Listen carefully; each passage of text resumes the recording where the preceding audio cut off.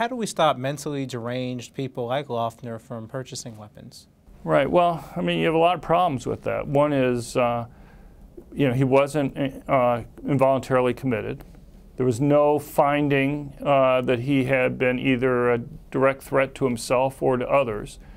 And so the first question becomes, where are you going to draw the line in terms of that? I mean, you may have thousands of possible people that can be there. There may only be one or two that represent these types of real threats.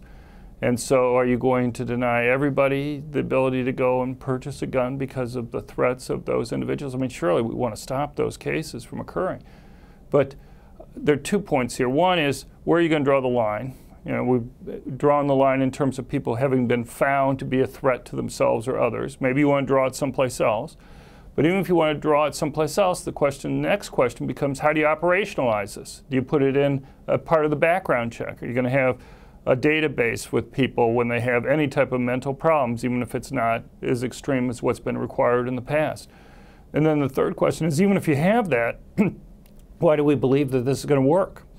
And the problem is for somebody who is trying to plan a crime months in advance, in particular. I mean, this guy apparently bought the gun in November. He's had this strong grudge against the Congresswoman since at least 2007. When somebody's planning in advance like that, it's very difficult, if somebody wants to do it, to prevent them from going and get some type of weapon. One thing, you look at Europe and for people buying guns, much more stringent rules in many of the countries than we have here.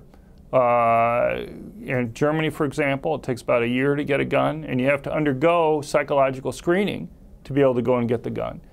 And yet, Europe has about the same number of multiple victim public shootings per capita as the United States does. It doesn't get the attention that ours does. But Germany, for example, has the 2 worst K through 12 shootings. And those just occurred in the last decade.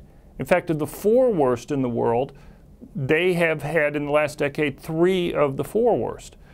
And so, France has had a number of cases. You've had Finland has had cases. The UK just a year ago had a multiple victim public shooting involving 10 people. UK has very strict gun control laws, among the strictest in the world. And yet, licensing more than all the rules that even the strongest gun control advocates are advocating here in the United States, at least publicly. And yet it didn't stop those, and they're occurring at a fairly similar rate. And so I think one has to be careful about that.